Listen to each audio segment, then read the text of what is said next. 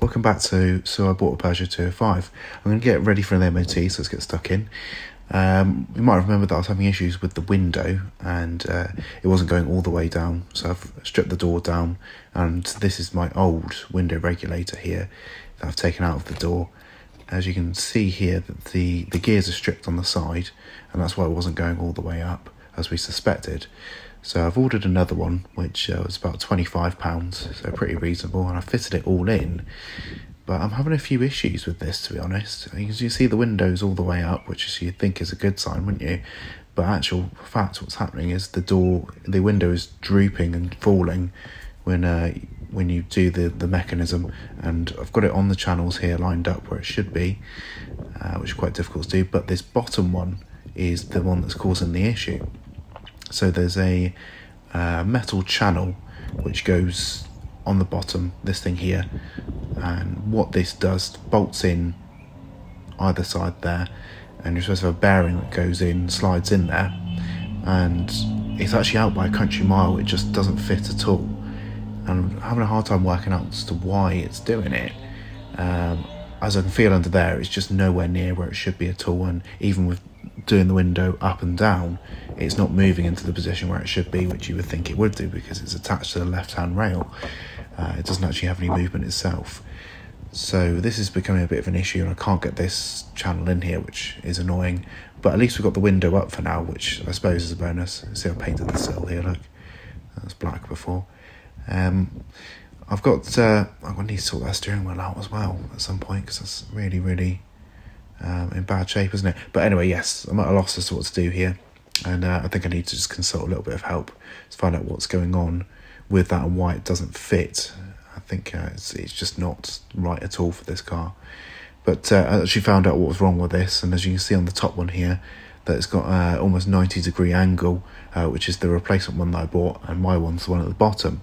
As you can see, the arm is parallel with the bottom bracket, which there's no other movement. You can't move that into place, and you can't manoeuvre it at all.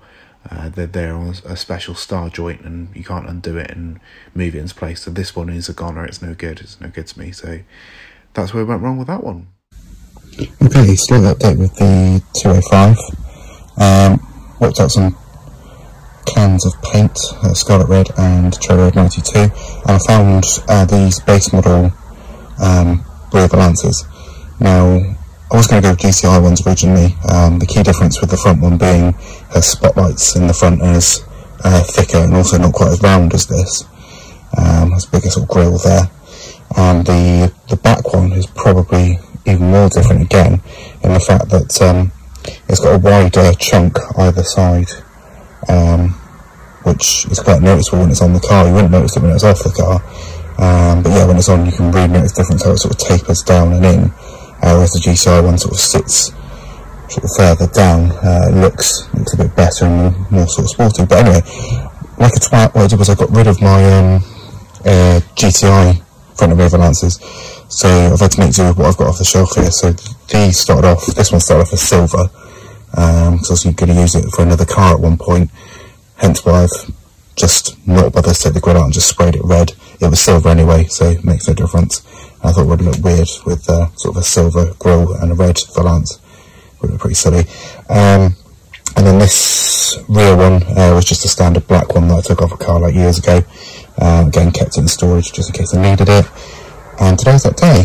Sadly, I've had a slight paint reaction here, just on the side here. But to be honest, I'm not an expert painter, and I really don't give a shit about preparing paint. So yeah, you get what you pay for with me.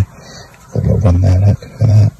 But yeah, once it's on the car, to be honest, I'm not really going to notice too much, because it's not the tidiest car in the world anyway.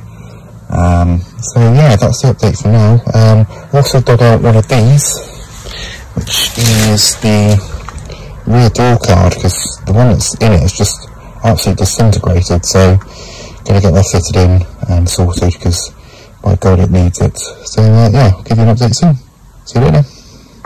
Let's move on to the inside of the car. As you see, I fit the parcel shelf in there, which is nice. That's all in. But yeah, this is the offending article here, as I showed you just a minute ago with the door card that I've got to replace this with. And this has had it. Look at the state of this. This is probably one of the worst that I've ever seen.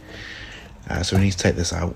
It's an absolute mess. It's all collapsed. All the sort of MDF material that they use inside it is shot. So we need to take that off. But as you can look at that. Look at all that that's coming out there.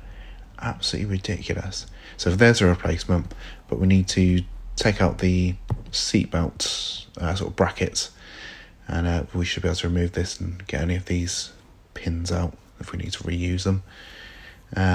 But yeah, right, so what I've done is I've wax oiled the platforms here just to make sure they don't get too rusty, and underneath this as well, this panel, it was a bit crispy, so I've done some wax oil and cleaned it all out.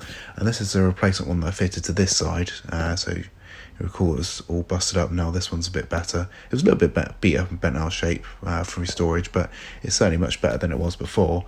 I bolted these back in again, which is... I found the ashtray, look. Yeah, actually I did find the ashtray, and also the seatbelt little clip as well. So all that's complete. That looks good. Pleased with that.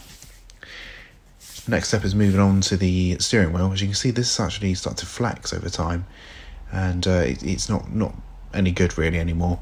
Someone might be able to restore it, but let's get that bolt out of the middle, and we'll pull this steering wheel off and put this new one on. Look at that. That's in much better condition, isn't it? I took that off a D-Turbo many years ago and just kept it as a spare just in case I needed it, and today is that day. So we're going to fit that on there and hopefully go on swimmingly. Let's have a look. Okay, yeah, so it's on. Got the wheel straight, took it for a test drive, and just made sure that it was all straight, and it is. It's actually a much nicer wheel, no flex in there at all. Look at that, it's lovely. It hasn't worn like the other one had, so I call that a success. Or I should move that wheel bolt there because that's for locking wheel nuts. But yeah, that's the old one, and it looks so much better, doesn't it? And that's the update for today. Almost MOT ready. Catch you next time.